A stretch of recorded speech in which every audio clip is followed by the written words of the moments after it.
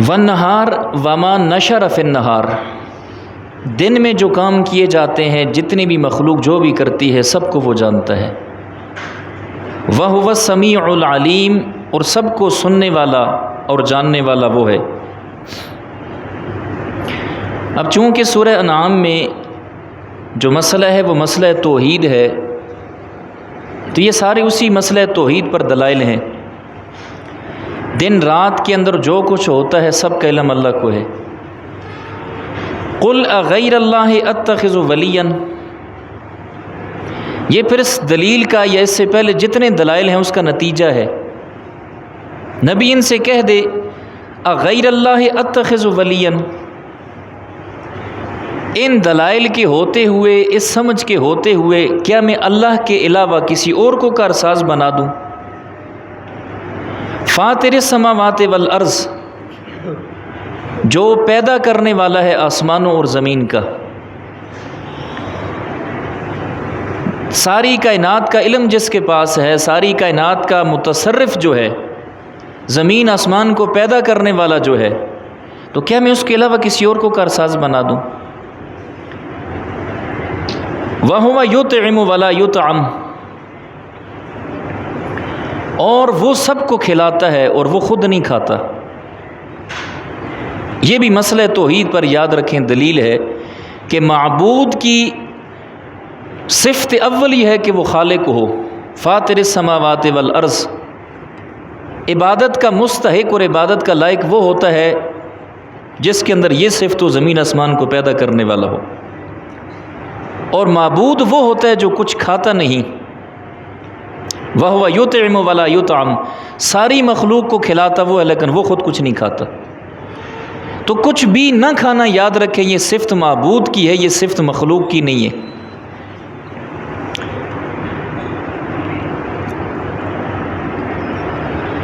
اگر نہ کھانا کمال ہوتا تو کائنات کی سب سے عظیم ہستی محمد رسول اللہ صلی اللہ علیہ وسلم نہ کھاتے۔ کھانا نہ کھانا جو ہے یہ کوئی کمال کی بات نہیں ہے، اگر یہ کمال ہوتا تو یہ رسول اللہ صلی اللہ علیہ وسلم میں ہوتا۔ اب جس طرح مثال کے طور پر مشرکین کا جو تعجب تھا وہ اسی بات پر تعجب کرتے تھے، ما لہذا الرسول، یہ کیسا رسول ہے، یأکل الطعام ویمشی فی الاسواق، یہ تو کھانا بھی کھاتا ہے اور بازار میں بھی آتا جاتا ہے۔ ما لہذا الرسول یأکل الطعام ویمشی فی الاسواق، یہ تو وہ مشرکین کا ایک نظریہ اور سوچ تھا کہ رسول ایسا ہونا چاہیے جو کھائے پیے کچھ بھی نہ، نور ہو، نورانی مخلوق ہو، نوری ہو، خاکی نہ ہو۔ تو لوگوں کے یہاں یاد رکھیں عجیب طرح کے معیار اور عجیب طرح کے پروپیگنڈے ہوتے ہیں، جی فلاں شخص تھا تو فلاں اس نے اتنا 20 سال تک کھایا پیا کچھ نہیں، یہ کوئی بزرگی کی علامت نہیں ہے، یاد رکھیں 20 سال تک کچھ نہیں کھایا پیا، نہیں بھائی، مخلوق کھانے پینے بغیر رہ نہیں سکتی، یہ صفت صرف معبود کی ہے، خالق کی ہے، یہ صفت صرف اللہ کی ہے کہ ولا یطعم، کچھ بھی کھاتا پیتا نہیں۔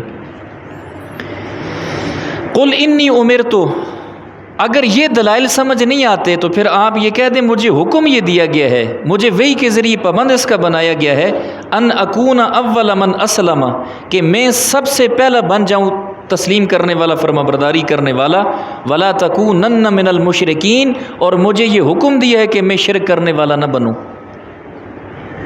قل انی اخاف ان عصیت ربی، کہہ دیجئے یہ ہے نا طریقہ تبلیغ ہے، آپ ان کو کہہ دیں میں ڈرتا ہوں اگر میں نافرمانی کروں اپنے رب کی، عذاب یوم عظیم، اس بڑے دن کے عذاب سے۔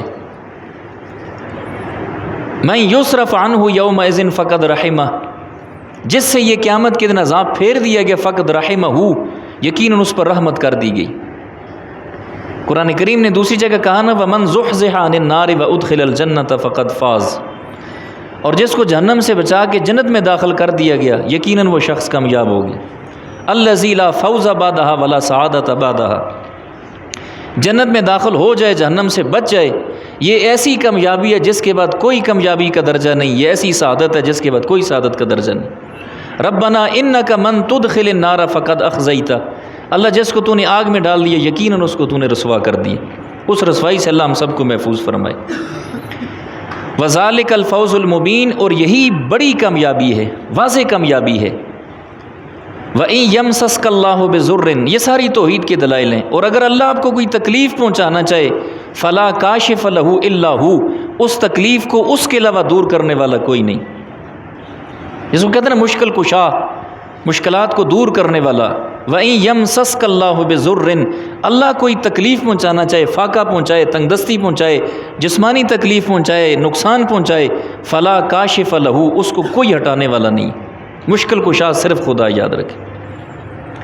اللہ کوئی تکلیف پہنچانا چاہے، فَلَا كَاشِفَ لَهُ إِلَّا هُوَ، اس کے علاوہ کوئی بھی اس تکلیف کو ہٹانے والا نہیں۔ مشکل کشا اللہ کی ذات کے علاوہ کوئی نہیں۔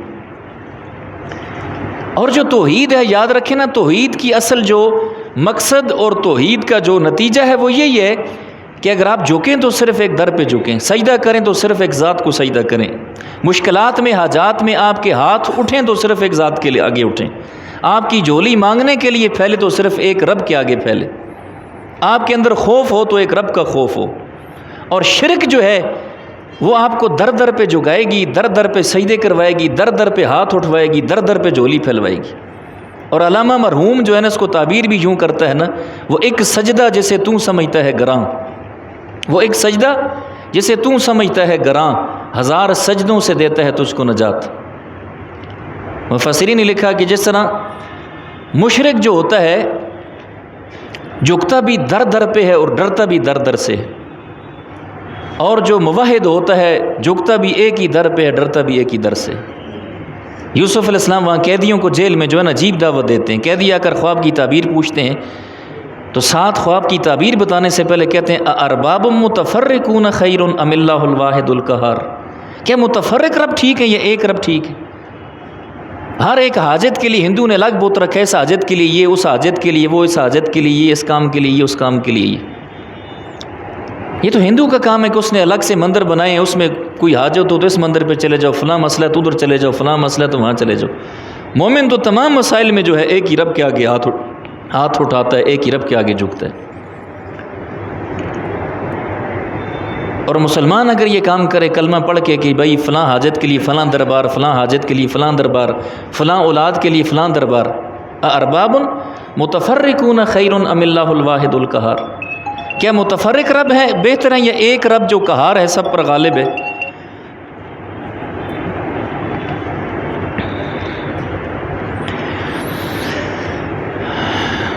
وَإِن يَمْسَسْكَ بِخَيْرٍ فَهُوَ عَلَى كُلِّ شَيْءٍ قَدِيرٌ، اگر آپ کو وہ خیر پہنچانا چاہے تو ہر چیز پر وہ قادر ہے۔ خیر اور شر کا مالک بھی اللہ اور خیر اور شر پہنچانے والا بھی اللہ۔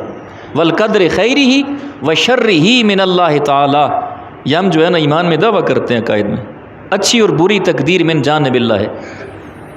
وَهُوَ عَلَى كُلِّ شَيْءٍ قَدِيرٌ، یہ پچھلے مسئلے کی علت ہے، دلیل وجہ، کیونکہ ہر چیز پر قادر وہ ہے۔ وَهُوَ الْقَاهِرُ فَوْقَ عِبَادِهِ، اب یہ نا ساری توحید کے دلائل ہیں کہ جو مشکلات کو دور کرنے والا ہے، مشکل کشا ہے، عبادت کا مستحق وہ ہے، جو خیر پہنچانے والا ہے عبادت کا مستحق وہ ہے، جو ہر چیز پر قادر ہے عبادت کا مستحق وہ ہے۔ وَهُوَ الْقَاهِرُ فَوْقَ عِبَادِهِ، سب بندوں پر غالب وہ ہے، تو جو غالب ہوتا ہے عبادت کا مستحق وہ ہوتا ہے۔ وَهُوَ الْحَكِيمُ الْخَبِيرُ، حکمت والا، تمام امور کی خبر رکھنے والا خبیر وہ ہے، تو جو معبود ہوتا ہے وہ خبیر ہوتا ہے۔